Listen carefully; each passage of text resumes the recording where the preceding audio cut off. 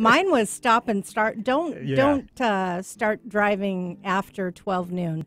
Bad idea, Rebecca. Bad. The main subject today is synchronicities. That's soulful synchronicities. Thank you. Carl Jung was one of Sigmund Freud's apprentices. Carl was a famous psychiatrist, psychoanalyst. In fact, he was actually the founder of analytical psychology. And he didn't come up with the word synchronicity, but the reference was first introduced by Carl Jung, that events are meaningful coincidences, easy for me to say, occurring with no visible relationship, yet seemingly meaningfully related. Carl put special importance in his writings about synchronicity. He believed that such meaningful coincidences play an important role in our lives. I share that belief. One of the reasons synchronicity is in the name of my show. Well, my guest, we just kind of got along at second one when we met Diana Clark. And at the age of 14, Diana began reading fortune-telling cards that have been passed down through several generations from the German side of her family. Based in Seattle, her clientele, well, it spans the globe. That's pretty impressive. She describes herself as a spiritually based card reader, incorporating her knowledge of awakening and deepening into the higher consciousness. Diana is the co-host of the Women's Hour on Conscious Talk Radio. I like that right here on 1150 AM KKNW, Alternative Talk. As a professional cartomancer, which I finally learned what that meant, card reader, Diana has created the Gaelic Lenormand. This magical 36-card fortune-telling deck is an Irish-Scottish oracle and is perfect for beginners and professionals alike. In fact, it's even available on Amazon. Booklets enclosed. The magic is included. Yeah. And also the companion book that I talk to her about every week when I see her here is coming up the summer of 2018. But what you want to look for Facebook-wise is the Gaelic Lenormand and by Diana Clark. That's where she is on Facebook, but we'll give you that later as well. Hi, Diana. Hi, Rebecca. Welcome to the show. Thank you. I'm so honored to have you. I'm excited to be here. Yeah. And on such a gorgeous Seattle day. The It view is is such unbelievable. a gorgeous day. Oh, man, I woke up and it was like, whoa. Yeah. This is great. Yeah. Well, so how did you get into this card reading thing? Well, I grew up with these cards as far back as I can remember. My mom I grew up in Texas, and my mom was always reading for her friends, and, they'd get together for their little coffee clutches, and I would always see her bring out the cards, and they were always reading and having fun. So it was real comfortable for me. It was just something I'd always seen. And actually, when I turned 14, one of my mother's sisters, my aunt that I'm very close with, she's the one who actually began to teach me the cards. And learning Lenormand cards, you really start out with the basics because it's something that builds upon itself because there's so much information in these cards. So at this point, at almost 60, I have a lifetime of reading these cards. And, of course, with any type of reading like this, Rebecca, is about accuracy. You want validation. You want not only a fantastic card reading, but my readings really go beyond that because I do a lot of spiritual teaching.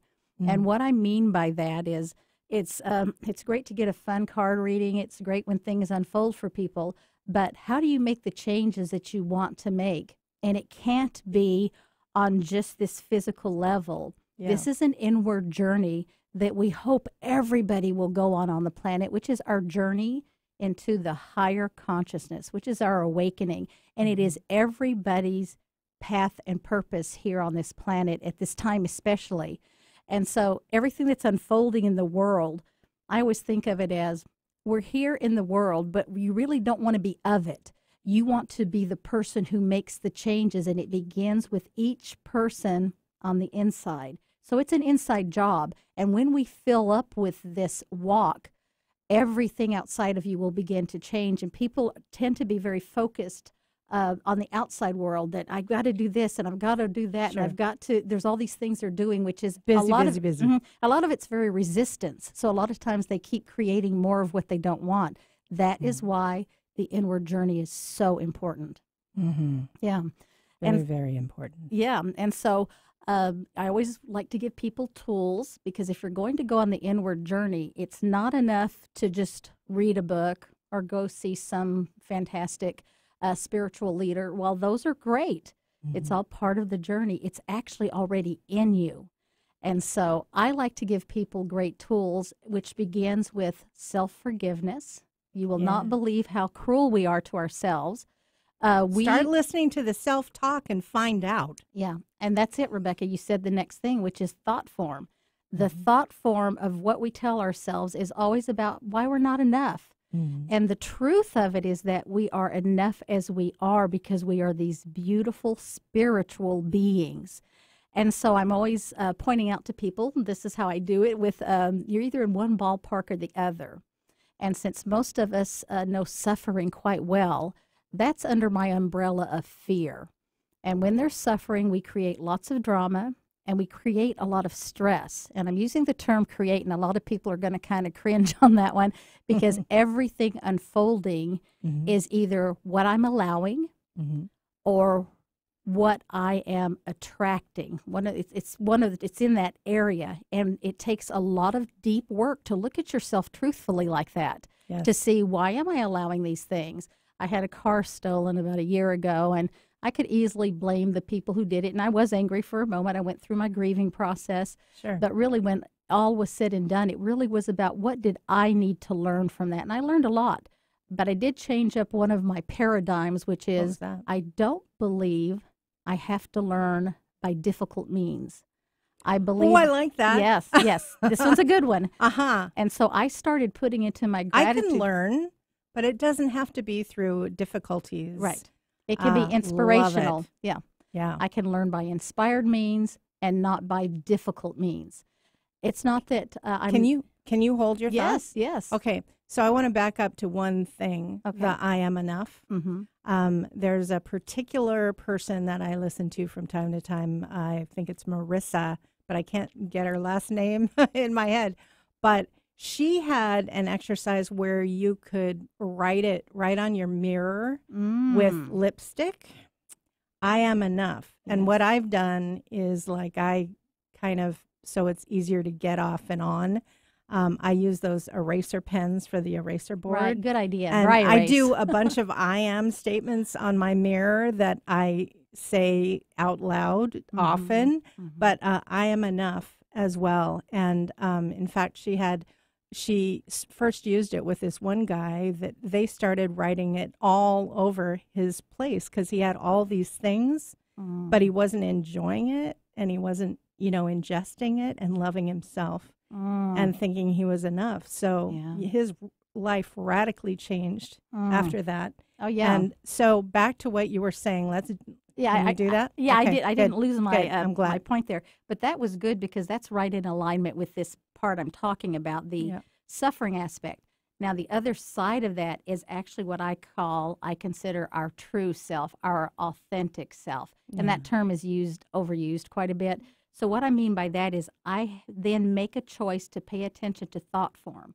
It has to change there, because if I get a thought in my head and let an emotion back it up, it very quickly becomes a core belief. And you hear people do this all the time, where they say, I didn't like that person. You need to back that up a moment. Before you make that judgment call, pay attention to what triggered it. And was it something in you? Was it something so familiar that you know it so well? These are how we start doing that deep, hard work. And just hearing that, you can tell how that would be hard work. That's hard to take ownership of things.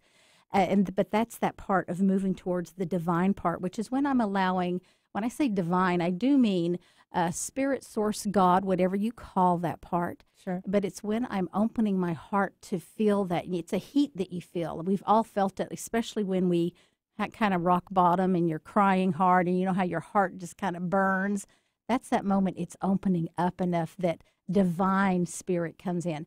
And divine spirit is the same thing we are. That's the thing that from which we came from.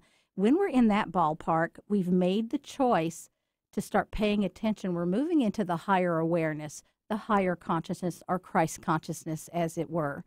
When we're in that space, we experience joy because we've made the decision to walk in joy, not based on anything outside the self, only based on what's in me, which is falling in love with myself. That's a huge part. That's huge. Yeah. And I've talked about that probably every show. Oh, really? Is self. Yeah, for a long time, for over 50 years, I was working minus the self-love. And as soon as I threw that in the game, It changed everything. radically changed.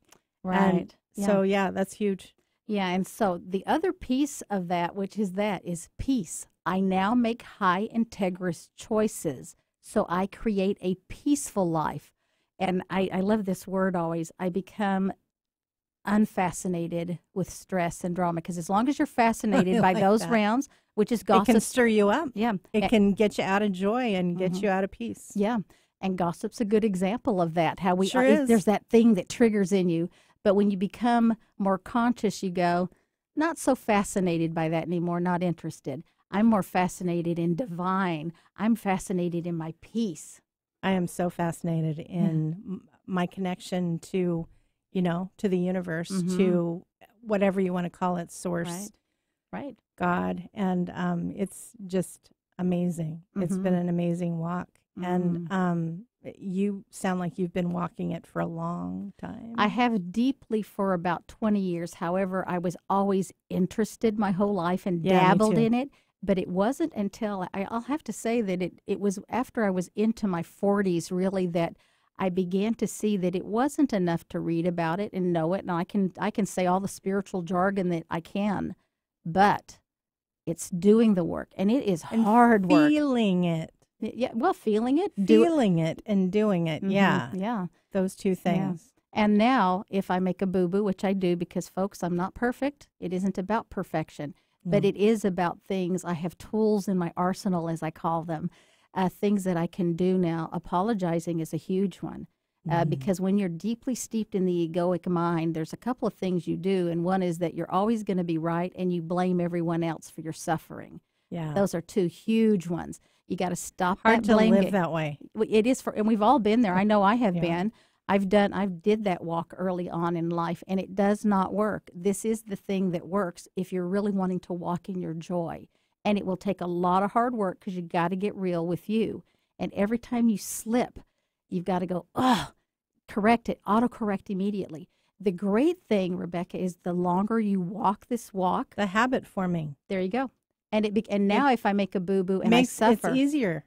Oh, in due time. Absolutely. It becomes more of what you are. Yeah. And now if I make a boo-boo and I'm in the throes of suffering, I can't do it anymore. I suffer too greatly. I didn't notice it before a long time ago, because I was more of, it could or couldn't happen, but I'm waiting for the other shoe to drop, and then I could say, see, told you, because I'm setting myself up for that failure piece, because I'm just not enough. I'm just not worthy enough.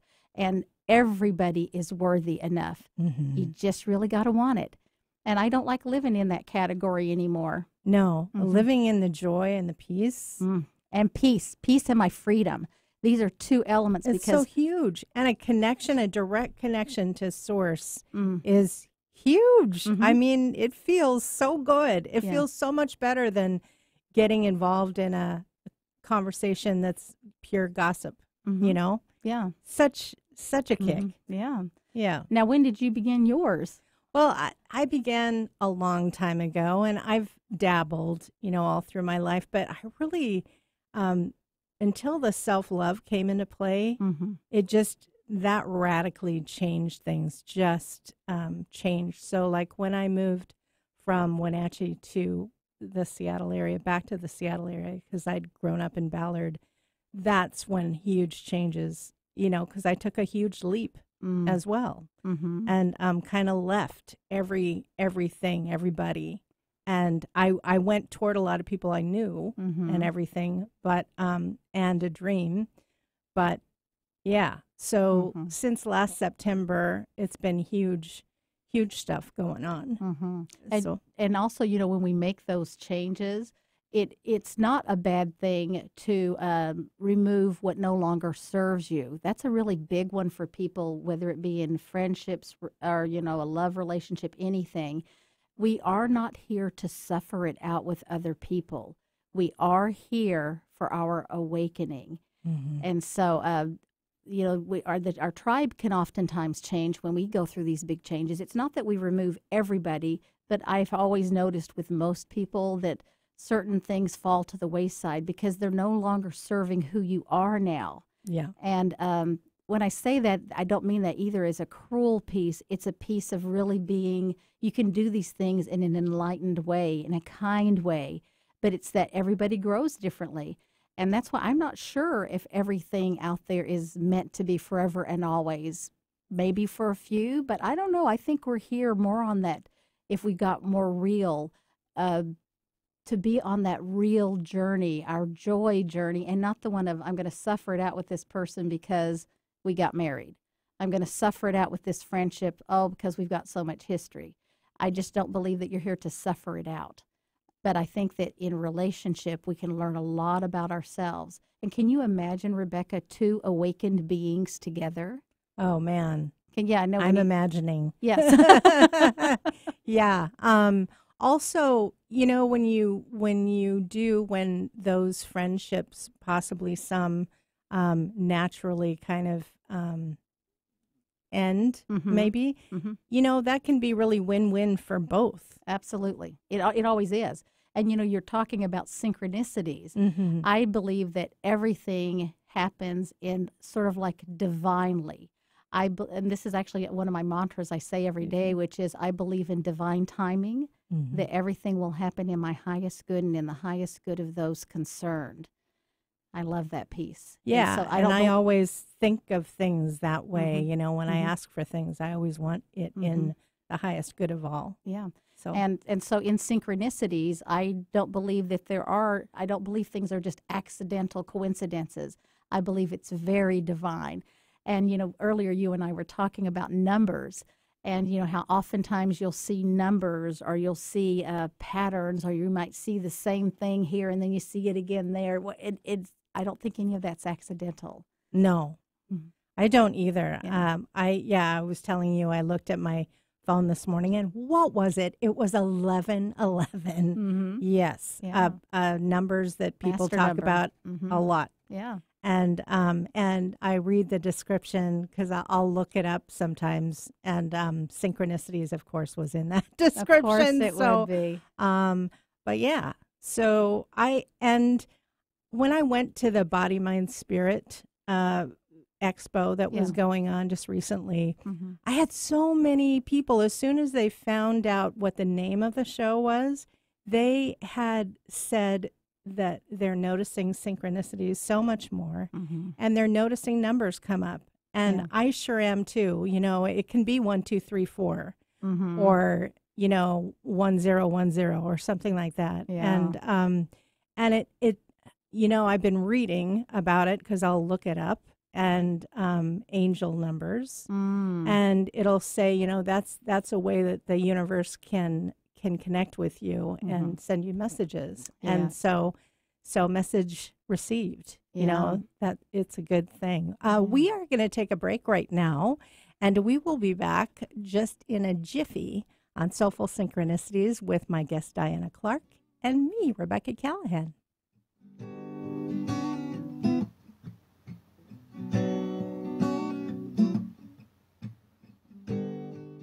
Hi, I'm attorney turned life coach Sunny Joy, host of Sunny in Seattle. I invite you to join me every Friday from 9 to 10 a.m. right here on Alternative Talk 1150 a.m. KKNW. Each week, I'll be bringing you amazing coaches, authors, and healers who are on a mission to encourage you, inspire you, and give you tools to live a life filled with joy, peace, freedom, and purpose. I look forward to connecting with you every Friday from 9 to 10 a.m. Sunny in Seattle, radio that positively shines. This is you over 30 years ago. Are we there yet? Are we there yet? And this is your mom now. Are we there yet? Are we there yet? Roles change without us noticing. That's why AARP gives you the information to provide even better care for your loved one. Visit aarp.org/caregiving. Brought to you by AARP and the Ad Council. Be sure to support the sponsors of your favorite shows on Alternative Talk 1150. The show is Soulful Synchronicities, always heartfelt with an electric feel. Now your host, Rebecca Callahan. I'm here today with my guest, Diana Clark, and she is so much fun to talk to. You are so much fun to talk to. Thank you. I wanted to let you know, if you haven't been to the Washington State Apple Blossom Festival, it is going on now. The final week is this week. And I used to call the parade for like 10 years at the start of the parade. Mm-hmm. And one time, Connie, let's see, what was her last name? Connie from ABC News, not Chung, but Connie Thompson, was in a car, on the parade route. Yeah. And they had switched cars. And so I said and it was the wrong car. And she Rebecca,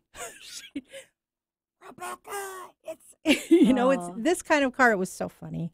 And, but it was a lot of fun. But check out the Classy Chassis Parade and Car Show Friday night. Arts and Crafts Fair hits Memorial Park this Friday as well. Oh, that's my favorite part. Mm-hmm. The food fair and live music going on already at Memorial Park. Guys and Dolls is the official Apple Blossom musical going on. This is once again in Wenatchee. There are Wenatchee Riverfront Railway miniature train rides going on. That is something that maybe not everyone knows about.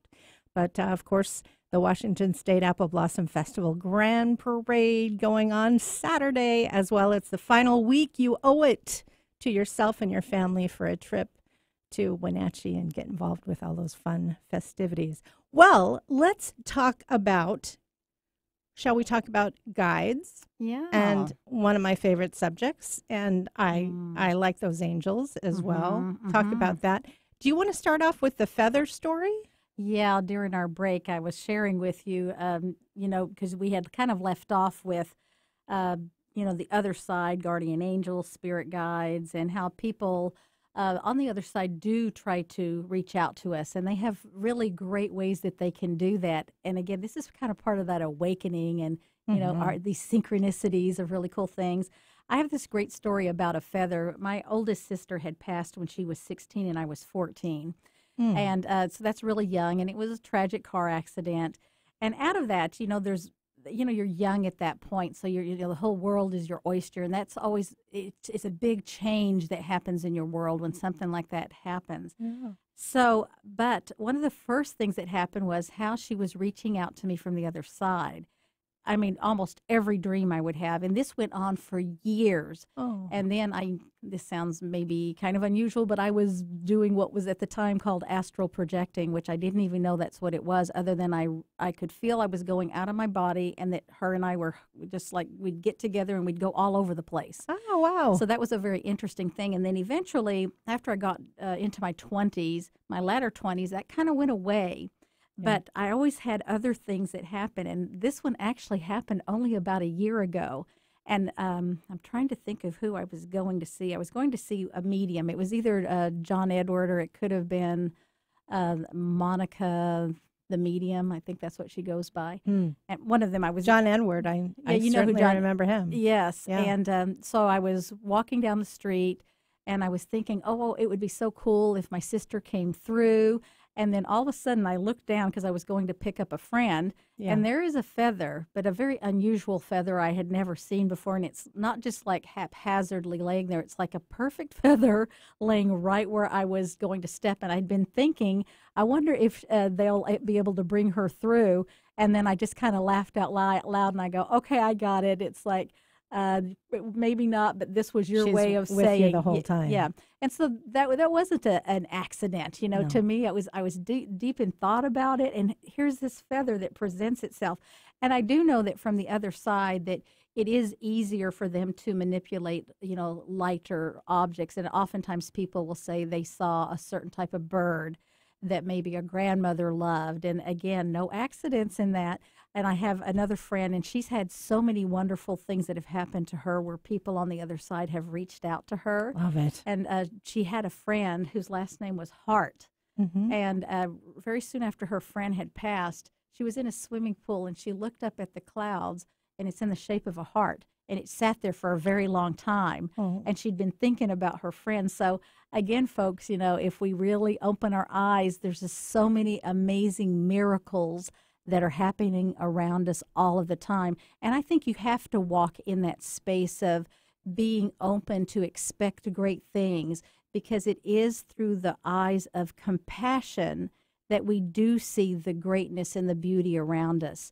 Because it is very easy to get off track, to get caught up in things happening in the world. Yeah, it's very easy. Yeah, it's really easy. So again, if you want a peaceful world, you have to do the work to become a peaceful person. Mm-hmm. And whatever you want in the outside world, be it first. So don't point to somebody else that they're going to be the one. You be it first. If you want something changed, you be it first. Yeah, and so definitely. That's such a perfect thing to say. It's the powerful place. And, yeah. Mother Teresa used to have that great thing she would say back in the 60s, which was, she will not march in anything anti-war or against anything, because she understood by being against, I'm creating what I don't want. And so she said, I will march for peace, yes, but for what I'm for, and it's got to be a positive and not against. Otherwise, if you're against, you're in resistance, and you create exactly what you don't want in the world, because we're all so powerful. We're very powerful manifestors. And so, again. Anti-anything. Yeah, anything. Yeah, it's true. Two things came up while you were talking. The cloud that you mentioned. Katie, do you remember the card girl, my niece, Katie? Yes. It was on one of the shows. Yes. She had a really heavy-duty experience happen, and she was at her mom's beach house in Ocean Shores. And right before that powerful, heavy experience, they saw a cloud. Her boyfriend saw a cloud, and it was an angel cloud, a perfect angel, and he got a picture of it. So it's like we're all, we get to see it. Had her to mother an passed, experience. or who was Nope. She was about ready to go into a heavy-duty medical scary thing, and she came out wonderfully. But but that was the day, and so this angel cloud was just, and her partner's mom sees angels in a lot of different places. So it's interesting. He's sort of getting that. But another thing, when my grandmother, my mom's mom, died, the night that she died, we had just found out, and my son and I pulled into our driveway, and when we walked to the house, on the way, there was a white snowy owl. Oh, that's powerful. And she collected owls. And it was just hovering for the longest time. My son doesn't even remember it, but it happened. It was just hovering for the longest time, and it was such a message, such a wonderful message. And powerful. And, animal totems, I love that stuff. I always have a particular animal that I'm working with, and I've been working with Raven for a while, but I used to do owl for quite a long time. And because each animal can teach you so much about who you are.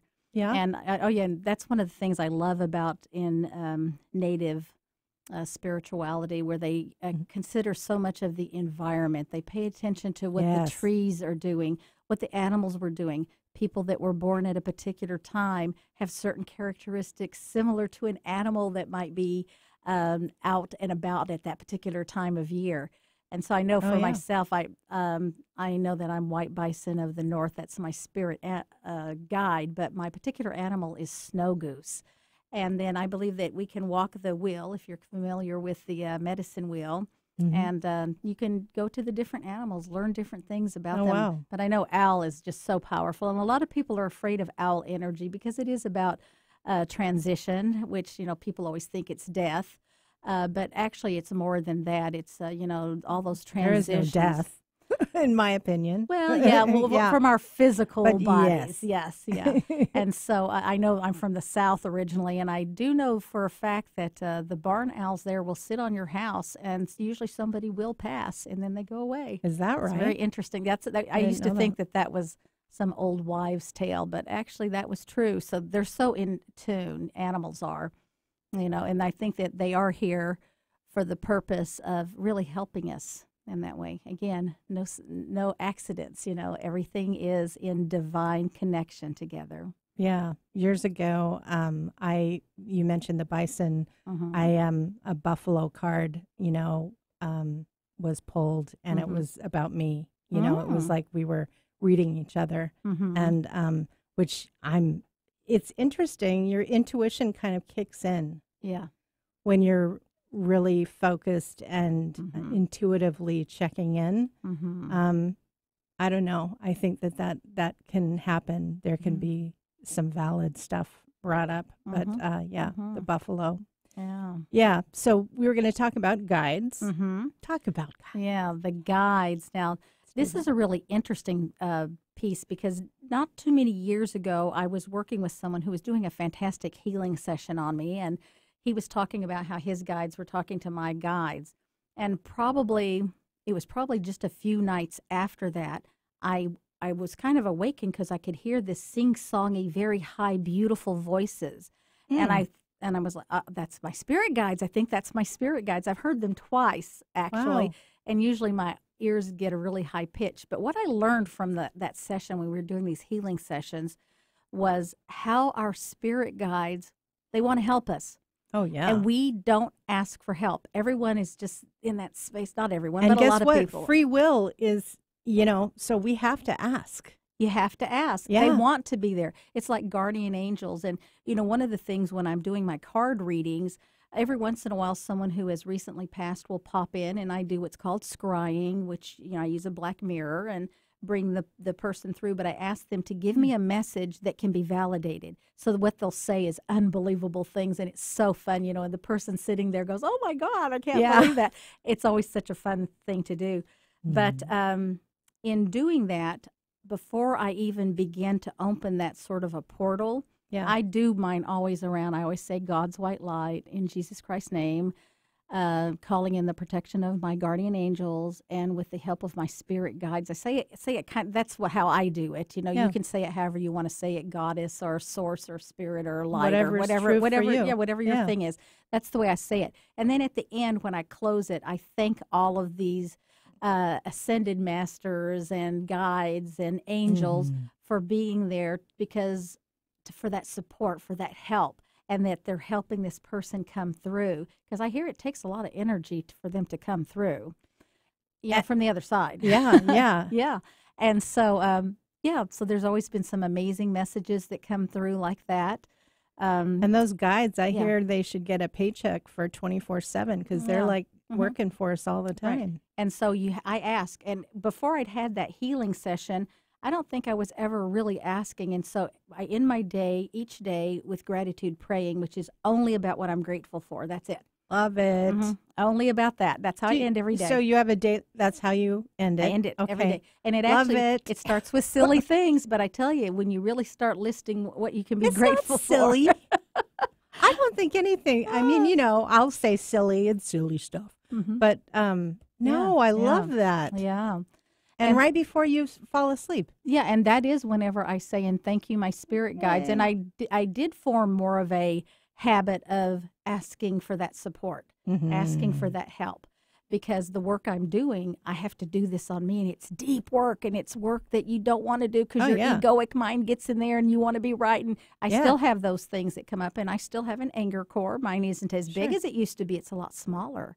Yeah. And so that gets us into what are the tools that you have in your arsenal, and how do you get them? Because a lot of people ask, how do you even begin this? I feel so out of touch. I feel lost. I hear that a lot from people. How do I begin?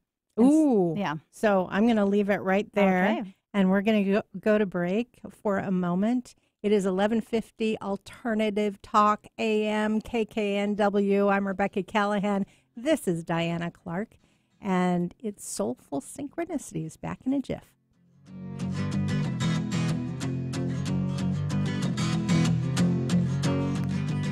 All right, everybody in the car, let's go. What are we gonna do first when we get there, Mom? Go for a hike? Sure. What about canoeing? Can we go canoeing too? I don't see why. How long does it take to get to the forest? It's not that far, sweetie. Are we there yet? Yep, we're here. Already?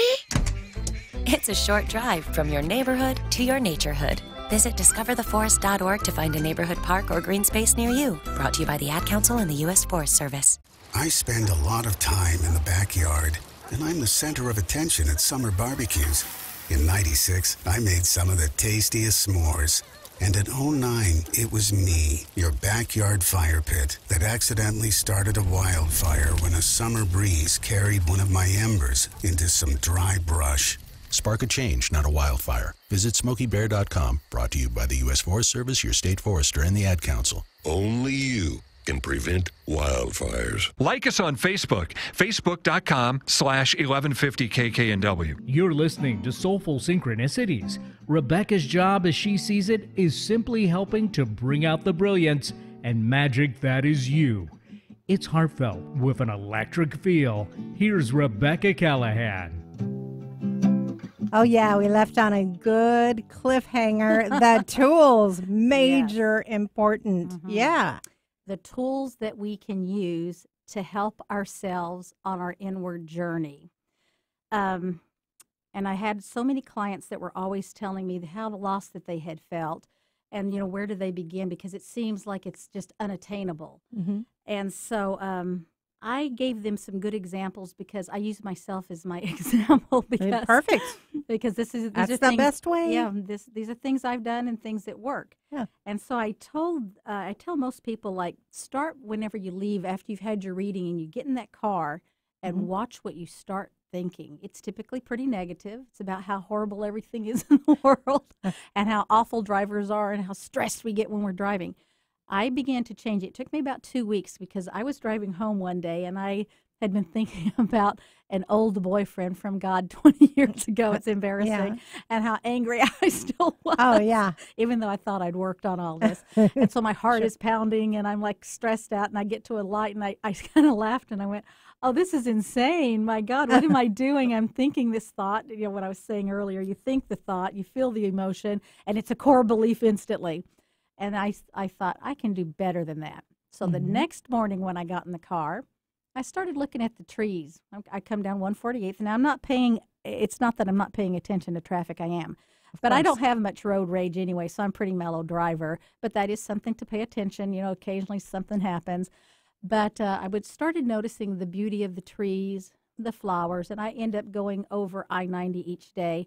And what I do is I take my foot off the accelerator so I kind of slow down because people are going on the freeway and off right there anyway.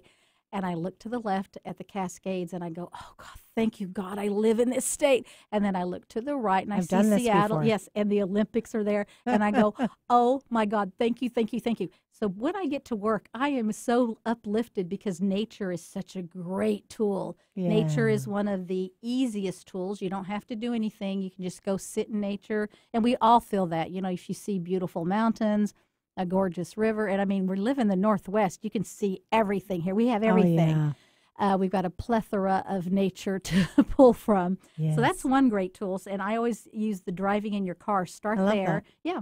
And because you can sing at the top of your lungs at the same time. You can do whatever you want to do. You know, you can think the thank yous. Absolutely. I've done that. Absolutely. Yeah. And it works because it puts you in a great state of being. Mm-hmm. The next piece I do is I get to work, I open my computer, and I have about 3 or 4 quotes that I read.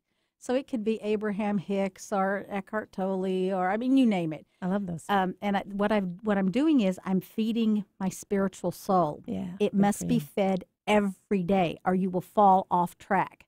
And that's why you want these things to be habitual that are easy because otherwise we won't do them. So that are habits. Yes. Habitual. Yes. And that's why, you know, I can't tell everyone sit in meditation for 1 hour. Well, most people don't have that first thing in the morning. If it's important enough to you, obviously, you'll put that in there. Yeah. But it can be such simple things. Another thing is breathing into the heart center. And, putting your hand over your heart, breathing in through the nose and out through the mouth, those 3 or 4 deep breaths, especially if you're upset, because you're able to move stress off the body, your anger off the body. You're always, you don't want to stuff it. You want to slough it off, let it kind of slide off. It's a really good one. I also talk about earthing, where we kick our shoes off. We walk on Mother Earth, our Earth Mama. Yes. And we've all done this. On the beach when that can be magical, but on the beach, yes, it's transforming. Yeah. On the beach, the reason it's even better is that it's all ground up crystal in that sand, and you've got water, which makes it even more electrifying. So, if you walk on the beach and you're in your shoes, we're going, oh, it's beautiful. We all feel that. Kick those shoes off, and the minute your feet hit the sand, what do we all do? We go, yeah. And that's why. Very simple thing. It's available to us. There's all kinds of ceremony. I've done all types of ceremony, from Native American ceremonies to Peruvian, you name it. And really what ceremony is to me is really about praying. Most ceremony really is based on you're taking a moment to sit in some type of ceremony that is a representation of me connecting to divine. Mm-hmm. So I used to do a pipe ceremony and drumming and stuff. And it wasn't, I don't smoke at all, so I didn't actually smoke the pipe. I just did the ritual part of it. And it was about putting my prayers into that pipe. And that's very powerful because we humans are so visual in that way. Yeah. So when you're watching, we've all done it. We've seen a beautiful ceremony on TV, and we all go, oh, God, look how they look so connected. They look so happy. Because I think we're wired that way. We're wired to want to be connected. We're wired to want to walk in joy. And being connected to the earth also makes us take care of her much more. When you become disconnected is whenever you're throwing the trash on the ground and you're doing all these things. This is the planet, the only planet we have, folks. We really all have to do our part. We can't save the world, but we can definitely do this work for ourselves, show our children, our families, our friends. Yeah, and ceremony, in my viewpoint, and maybe that's skewed, but it seems like ceremony is happening less. Yeah. And let's rev it up. Yeah. And ceremony, so can you mention maybe a few ways ceremony can be looked at? I have really simple things that I practice quite a bit. Before I have clients come over, I actually just use my incense, and I do a Infinity 8 at the door. I do it where they're seated. I take my deck of cards, and I let the smoke run over my cards, and I actually go down the hall to where the restroom is. And what I'm doing is I'm just clearing, like smudging is such a great small ceremonial thing to do. Lighting candles is a very simple way that you can. And any type of prayer. Now, like I said earlier, I practice gratitude praying. Every once in a while, I'll throw in a prayer of that, oh, I'm having a difficult thing, and I really want this to be great. I just need that support. I need the ramped up energy part of that. Yes. And every once in a while, I'll ask something like that. I don't ask for anything materialistically at all. Like, it's like I have things. I don't need more things. You know that you need, or that you have everything. Right. And to me, it's like I'm grateful I've always had a place to live. I'm grateful that, my job is as secure as jobs get. I'm grateful for my family, my friends. I'm grateful for the animals I've known in my life. There's so many things to be grateful for. I'm grateful that I was able to buy a brand new car after my other one was stolen. Yeah. I mean, it sounds crazy, but I'm grateful for these things. I'm so grateful for my landlady. It doesn't sound crazy to me at all, and you can really stir it up, and you can really, I've watched Esther with Abraham Hicks, and, she goes into rampages. But you might think that that's a negative thing, but no, rampages of what you're grateful for. I'm so grateful for, and even I am statements. I am strong. I am love. I am, however you want to do it. But there's so many ingenious, creative ways, and we're all so creative. We're all creators. Yeah. Well, I always say everyone has one gift and one talent, and we are powerful manifestors. And so how we're using our energy is that part that's so important, because we are that powerful. And actually, all of this work really is, as I become more peaceful, as I become more higher integrous, more walking in joy, divinely connected, I actually am standing in my power. And that's why it's that strong. I already mentioned I already mentioned meditation to you, but the feeding of your spiritual soul daily, all of these little snippets of things I've mentioned. There's so many other things that you can do, reading books and going to see great people. And mention a few things more. Well, going to see great people, reading. Yeah, it's like I've gone to see wonderful speakers who speak about the inward journey or the higher consciousness, or give you new tools. Exactly, and I always walk away with something, even if I know most of what they're talking about. It doesn't matter. I still walk away, or it's a reminder. And I got to tell you, one of the most powerful ones for me. What? My most secret arsenal is that I surround myself in people who are on this walk. My very best friend is deeply on this walk. Her husband is deeply on this walk. All of the people that are very close to me are on this walk, because what we end up doing, Rebecca, is we keep sharing. Now, do I know most of this information? Yes, but every time we share it, I deepen again, and the other person deepens. And it's the same thing that happens when I'm doing readings. And I've said thank you to people at the end of a reading, and they go, "Why are you thanking me?" And I go, "We just sat here for an hour in the most intimate of setting where everything about your life just came out. Thank you. I learned a lot from you today. And thank you that because I get to talk about it, I'm even deeper now than I was when we even began the session." Yeah, it's so uplifting and supportive and symbiotic and, everything synchronistic. Yeah. So everyone is gaining. Yeah, and everyone. Win, win, win, win, win. Yeah. Yeah, I do. And so that's a really big part for me. And I think that is actually one of the things I'm so grateful for. I'm grateful that I have people that we can talk deeply about things that matter. It isn't that I'm serious all the time. I mean, I have fun too, but I like that. Sure, that you feeds do. me. That feeds my soul. It feeds them. And even when we're talking right now, it's so much fun. Yeah, you get to feel that. Yeah. Yeah. I just love it. Mm-hmm. Yeah, I should have a show. Oh, I do. Yeah. Wait, no, you said that you were from the South real quick, too. Yeah. What part?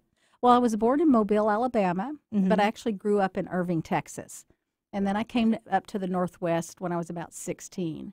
And so, of course, fell in love with it. I mean, I had to acclimate, because I was used to a certain way that people are. There's so much camaraderie in the South, so much community. There's, if you move in, everyone brings you a pie, everyone introduces themselves, and that doesn't happen up here. And so I had to adjust to that part. But after that, oh my God, there's not any place that I would rather live in. I've traveled pretty extensively, but I will say that actually can be the very top of your gratitude list, that we get to live here. Uh-huh. I mean, even right now when we're sitting here and I'm looking out the window at the Olympics, and I just have such gratitude that I get to live in this place that's so green, and there's so much here. There's so much to draw from, and we have a fantastic spiritual community here. Yes, we do. It's like people That here. was one thing I came for. Really? Mm-hmm. Well, where did you come from? Absolutely. Well, I grew up in Ballard, but then I moved to Wenatchee to be on the radio, playing music, and then came back in September. So, it's easier. There's so many things going on at all times to keep you kind of spiritually connected.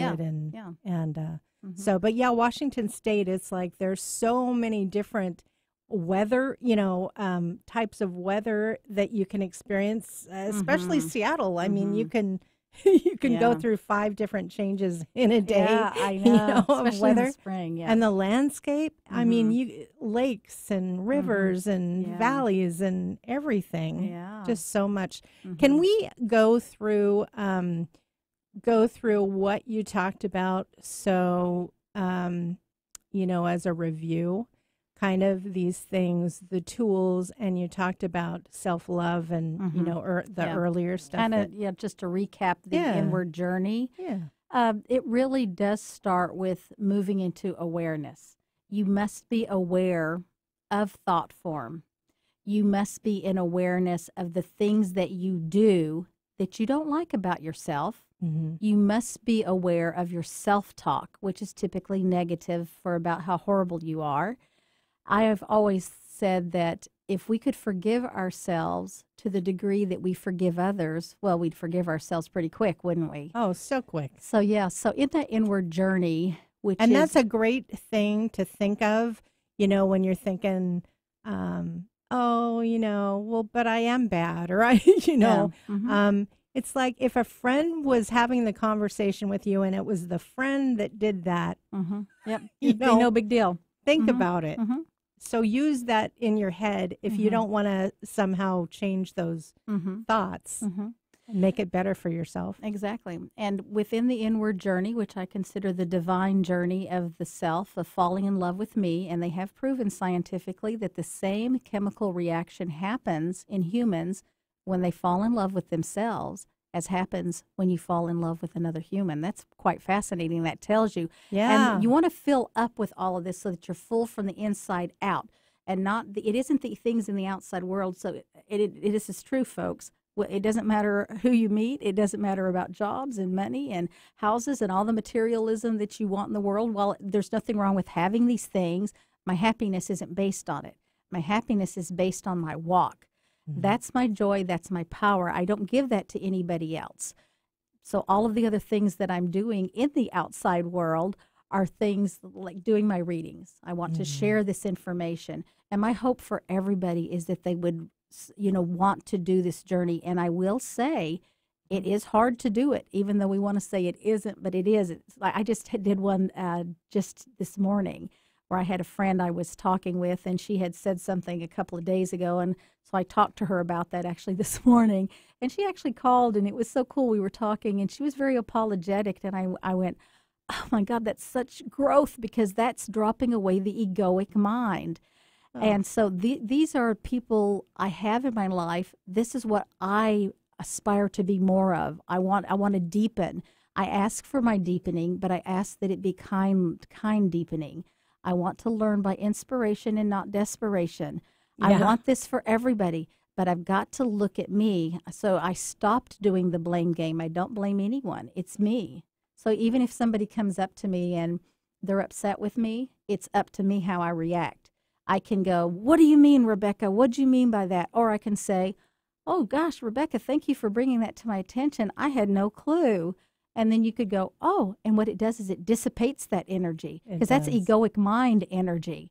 That's thought form. And your thoughts are always going to tell you the worst of the worst, why you can't do it, which is a million reasons why you can't. And I always tell everyone, this is my favorite thing. I always go, oh, too bad, I already did it.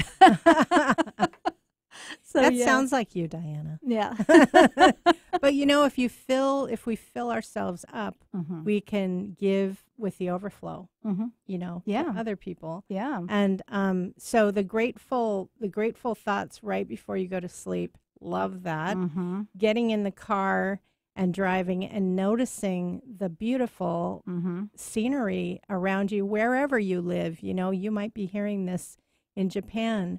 You recognize all those beautiful things that you have. That you're thinking. It's your thoughts. I want to think good thoughts, so I've got to practice it. The car is so good, you can't get out of the car. You got to keep driving. I know. It's great. And you mentioned meditation is an option. Yeah. And 5 minutes, I heard Carol Look, she's high in the tapping arena. And she mentioned, 5 minutes. Do 5 minutes of meditation. Anybody could do 5. Yes. And, when you're in the car and you're kind of on autopilot a little bit at times, that's a form of meditation. Absolutely. So, well, one thing that just popped in my head when you were saying that too is around our attachments to all of these things outside the self. The inward journey makes us pay attention to our attachments, which are very deep, and these are the reasons we suffer. We stay with the person that we don't want to be with because the attachment is there. And people confuse attachment with love all of the time. That is not love. It's that desperation piece,